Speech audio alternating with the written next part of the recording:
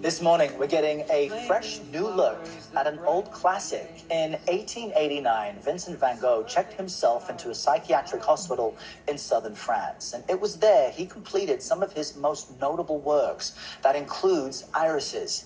This masterpiece has been studied by artists and historians for more than a century. But now, researchers are using the latest technology to give us a look at the painting that's never been seen before. Danya Bacchus has this story. Tucked within the modern and mighty architecture of Los Angeles' most noteworthy art museum, the Getty Center is a colorful and quaint 135-year-old painting hung on the wall of a meticulously lit one-room exhibition. This is one of the first paintings he created from a particular period in that short lifetime of his. I think for the Getty to acquire a painting of that stature was extraordinary.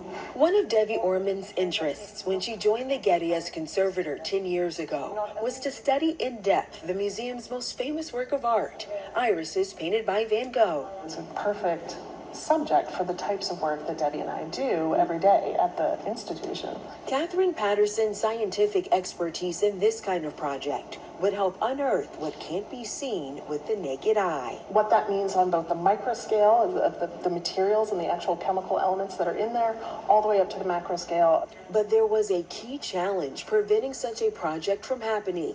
The painting's popularity meant it was always on display. But in one day, that all changed. This painting never comes off the wall for the most part. But the pandemic gave you guys the opportunity to take it down.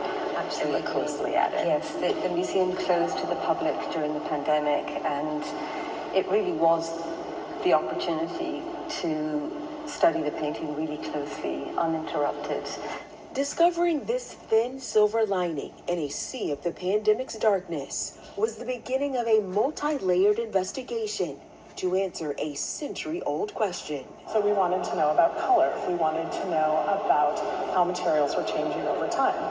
The first step to understanding that is to know what the materials are. Scholars have believed for years that the blue irises we see today were originally painted by Van Gogh in a different color, based on these letters he wrote in 1889 describing them to his family. So one of the main questions we wanted to answer was, were these petals actually violet? And there's such a deep science that goes into that. I mean, you're in a lab. Absolutely. This isn't something that you're just looking at with your eye and saying, oh, we can tell that it's changed. We have techniques to focus on all of that material identification.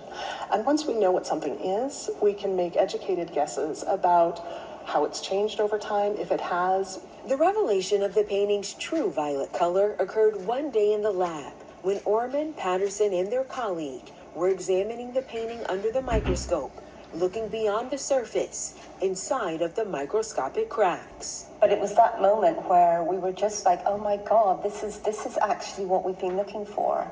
And it was kind of emotional, if I have to admit, because of the time that was in it.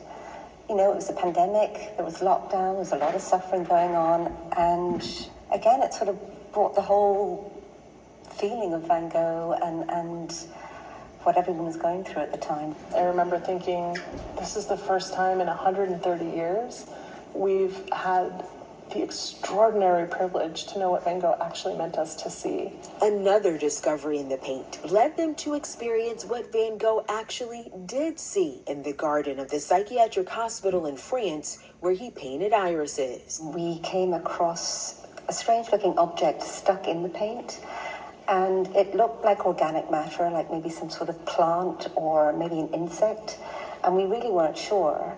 During a visit to the Saint Paul de Massol Hospital, among the violet irises of the botanical meadow, which has hardly changed since Van Gogh was a patient, was the answer. Surprisingly, found all over the garden on the floor, tiny little pollen cones, which matched exactly the pollen cone that we have in the painting, so it's stuck in the paint. These moments were the catalyst for an exhibition titled Ultraviolet, New Light on Van Gogh's Irises, that opened at the Getty in early October. The exhibit showcases the team's investigation and discoveries, In a new approach, they use 3D imaging to reconstruct the painting to appear, in their best estimation, how Van Gogh originally painted it. The science is done, and then they come to you, and do they say, we need you to recreate a Van Gogh?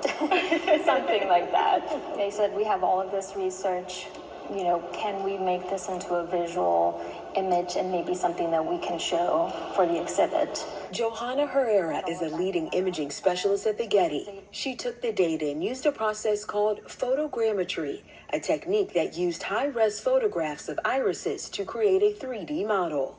What was it like trying to make sure that you had the right color? That took a lot of iterations. It was about 6 months worth of meetings and changes and refinements that had to be done so that all of these gradations of purple could be captured accurately. A new take on one of the Getty's most iconic paintings, and the perfect illustration of what happens at the intersection of art and science. The work that Debbie and I do together is as sort of CSI art.